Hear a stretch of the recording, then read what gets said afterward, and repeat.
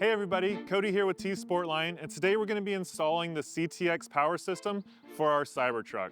Now you probably bought this in conjunction with the CTX bumper to power your winch or your high power lighting. You can also buy this kit standalone in case you've got your own lights that you want to power. But effectively what we're going to do today is a little bit of pre-assembly and then go over to the truck and get this installed. This is going to give us enough power for our winch, enough power for our lights, and basically give us all the amperage and 12-volt power we need that this truck is not able to supply. As most of you know, the truck is 48 volts, and there is a power feed upfitter switch in the frunk area. It's limited to 400 watts, so that really limits how much lighting we can have off the front. Certainly can't run a winch, and that's where this system comes into play. So first, let's look at what comes in the kit. First, we'll look at the battery. So depending on which kit you selected, you would have either received a lithium-ion battery or this lead-acid AGM battery. Now, in case you don't know, the lithium-ion is about half the weight of the AGM, so that might be why you selected one or the other, but obviously the AGM is a little more economical. Next, you'll have gotten a battery mount and a charger mount, along with the hardware for each, a wiring harness that we'll get into in a little bit of how to connect that. Next, we've got the charger itself. So this is going to convert the 48 volt power from the truck over to the 12 volt power for the battery itself, and an extra wire connector cover here for the battery charger. Finally, we've got this battery box. We'll put the battery in here to protect it. Let's talk about the tools we're gonna need for this installation. Okay, we'll need a 13, an 11, and a 10 millimeter socket. We need two 10 millimeter wrenches, or one would be fine along with the socket.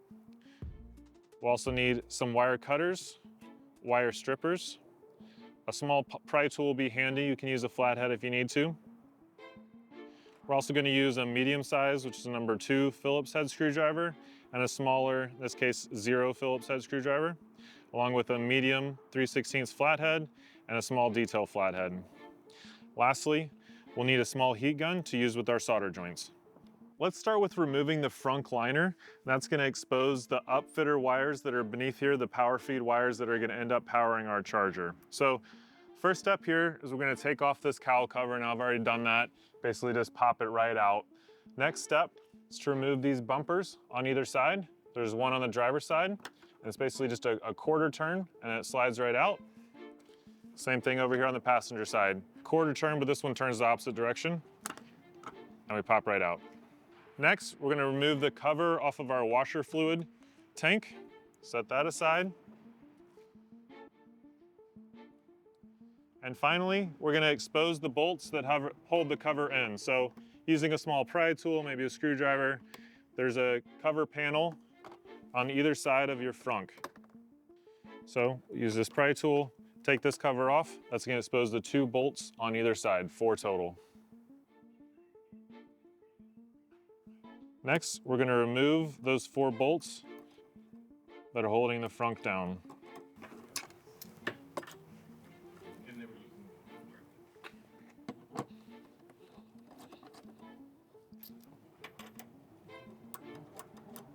And the last step is to remove 2 of the same bolts that are on the back side of the frunk, one right here and the other here. So come in, same 11 millimeter socket, pop that screw out, and same thing on that side. With all those bolts out, this frunk is ready to lift out. It simply just pops right off. The only thing that we need to be careful of as we're popping out is there is a connector on the back side of this button here. So don't pull it too far out. The connector, you wanna make sure you disconnect here, and that releases the entire frunk to come out. Okay, got it off. Now I can pull this all the way out and set it to the side. Okay, first we're gonna take our red and black wires. We'll strip off the ends of them to expose the wire underneath the insulation. Next, bring our connector up to the wires from the truck.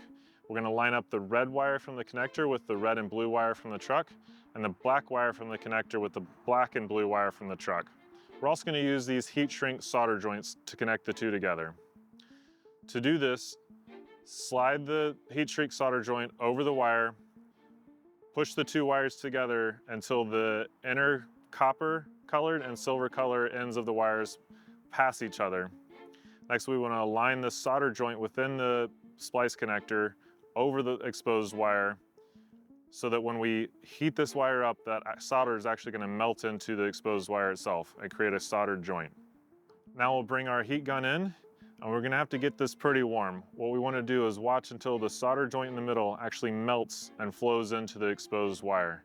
It's really important that we get this hot enough that the solder fully melts and wicks into the exposed wire. This could take a minute or two to do. Watch carefully and wait until the solder actually flows into the wire. At first, the solder will start to soften. You'll see it change shape a bit. Keep going until the solder flows into the wire. Once the solder is fully softened, we'll move our heat guns to either side of the heat shrink connector. We want to shrink both ends. So you'll see that there's a small red strip within the heat shrink end.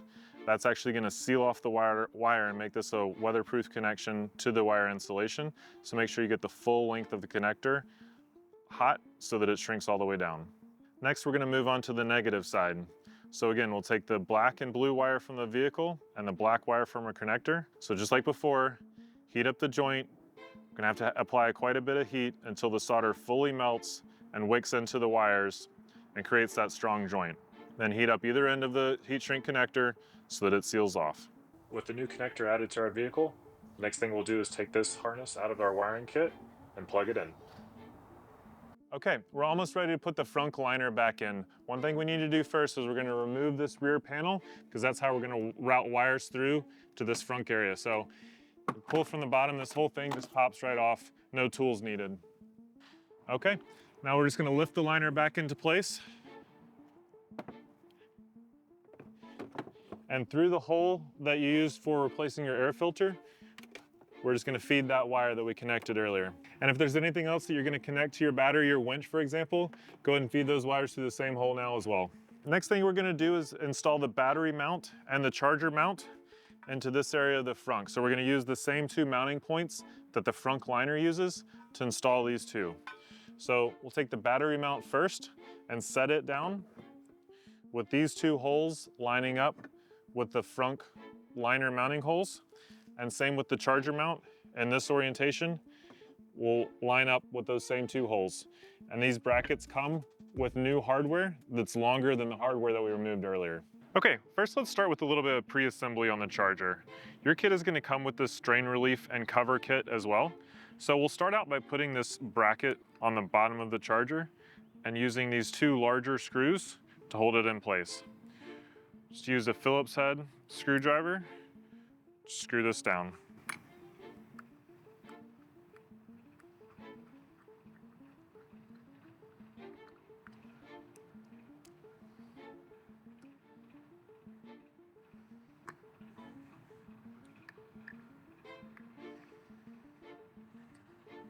And next, we're gonna take your battery charging cable out of the kit. Looks like this, you can identify with the fuse in line here and the two eyelets on the end.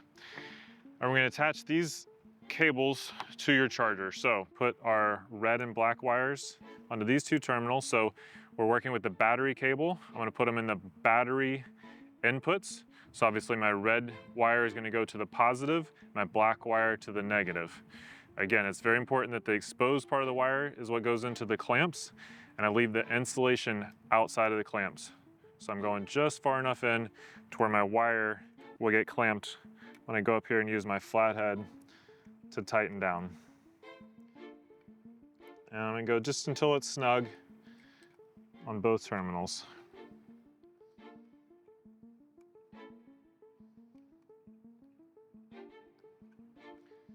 Okay, my clamps are now tight on the wires.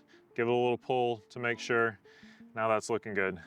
Next thing I'm gonna do is take this little clamp piece, which came in the kit with this bracket. I'll put the bolt down in between the two wires and use this black piece to come over top.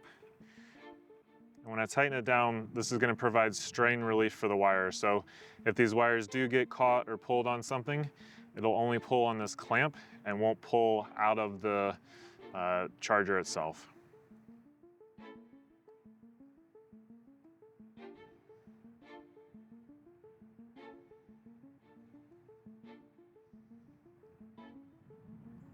And again, I'm just going snug with this, don't have to over tighten it, but just enough to where if this got pulled, only the insulated wire on the outside is getting pulled. We're not pulling on the terminals. The next thing we need to do is tell the charger what type of battery we're gonna be connected to. So using this little rotary dial over here on the side, you can see on that gray knob inside, there's a little pointed arrow. So right now I've got it pointed towards 7. I can stick a small flathead screwdriver in here and spin that dial. And the two numbers that we want to focus on are 3 and 7. So if you ordered our kit with the AGM battery, the black battery, you're going to point your arrow towards 3. And that's going to tell the charger the type of input charge to put towards the battery. If you bought our kit with the lithium-ion battery, you're going to point your arrow towards 7. It's very important that we do this step. The charger is going to put out the right amount of current and voltage for the type of battery. So again, if you have the lithium ion, point towards 7. If you have the AGM, point towards 3. The last bit of prep work for the charger is to go ahead and install the mounting bracket. I'm going to do that out here on the table. Basically, we're going to put it in this orientation. The kit will come with 4 screws and nylock nuts. We're going to use a 10mm socket and a 10mm wrench to tighten these down.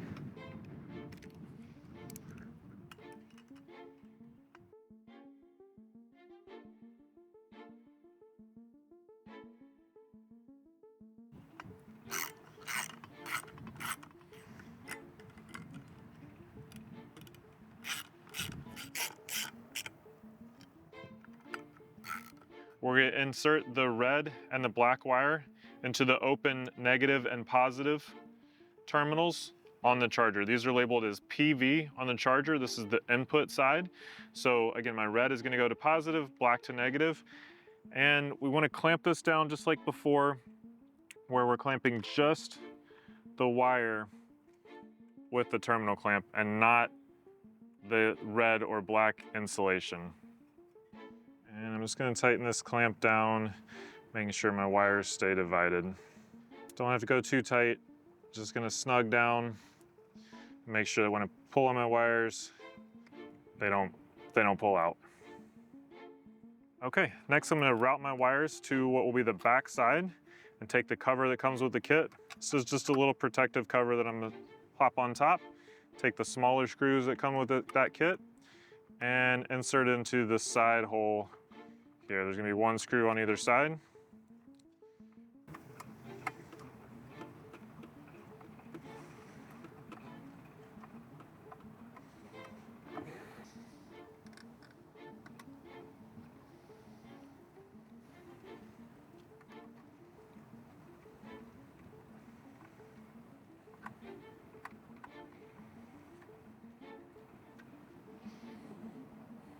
So with our battery bracket down, next we'll take our mounted charger. We've got 2 longer bolts that come with the kit. These need to be longer than the original bolts because our charger bracket and battery bracket add some thickness.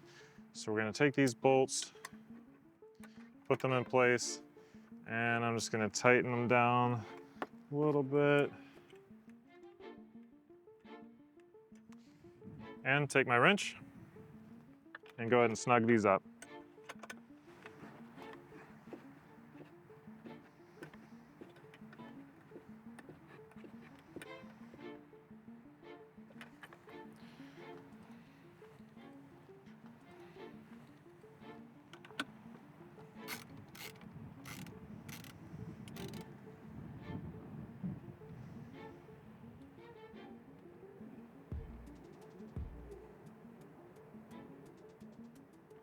At this point, I'm gonna go and put this rear cover back in place. Again, I've got my wires routed out here. We can, if we spread them out, we can get it to pinch into place. You may choose to put a little notch here. In my case, I'm not going to. There'll be just a little bulge here where the wires come out. I'm gonna take the battery strap that came with my battery box. I'm gonna slide it in from the top through this slot, feed it to the back, and pull it out of the rear slot.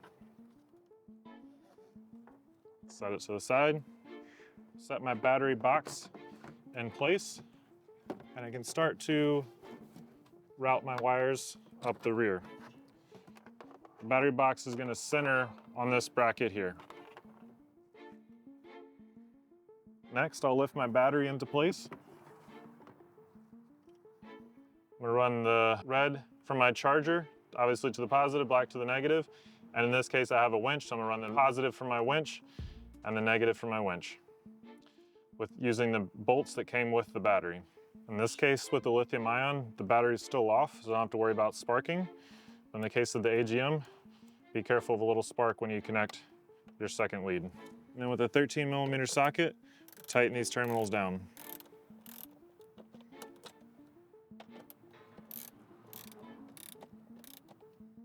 And with this divider that comes with the battery box, I can slide this into the end just to hold it a little tighter.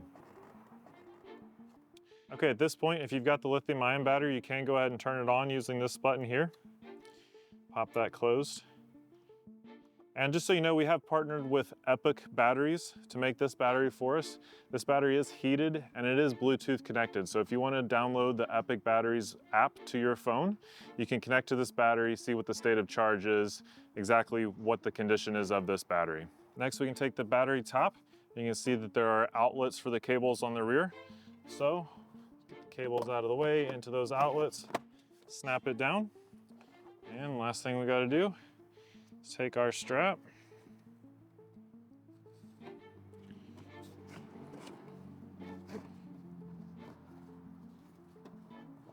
and cinch everything down into place. All right, battery charger are now in.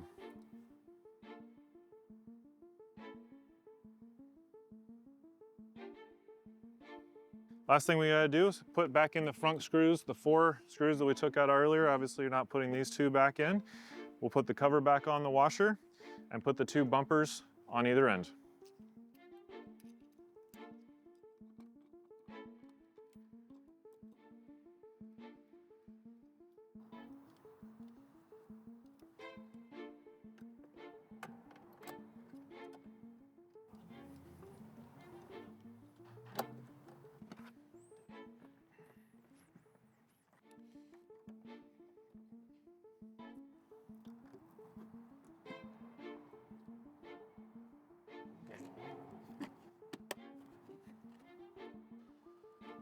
And the last thing we need to be aware of is that the battery doesn't just automatically start charging. If we go into the screen, go to our controls, go to outlets and mods, power feed and the frunk is how we're gonna turn on the charger for the battery.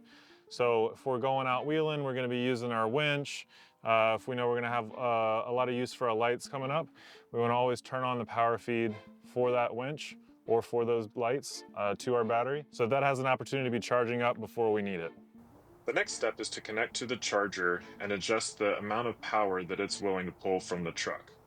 To do this, we're going to connect with our phone via Bluetooth by downloading the Victron Connect app. Once downloaded, open the app and you'll connect through Bluetooth to the charger itself. Once connected, we can go into the charger and see some specs of what it's currently doing. Right now, our charger is putting out 30 amps of power to the battery, but we can see that we're exceeding the 400 watt maximum output that the truck is willing to supply. It'll supply more than 400 watts for a little bit, but eventually this is going to error out. So what we need to do is go into settings and the battery settings and adjust down our output current below 30 amps. I recommend about 26 amps.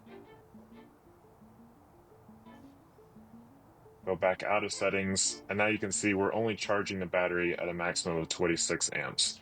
This drops us below the 400 watt capacity that the truck is willing to output, and will make everything happy. We're all done. The battery's in, charger's hooked up and charging. We're all set and ready to go. We've now got 100 to 120 amp hours of 12 volt power up in the front of our Cybertruck for any of the 12 volt accessories that we might be bolting on. I hope you like this video. Give me a thumbs up and subscribe. Follow along for all of the other install videos we're doing on the CTX bumper system, and I'll catch you in the next one.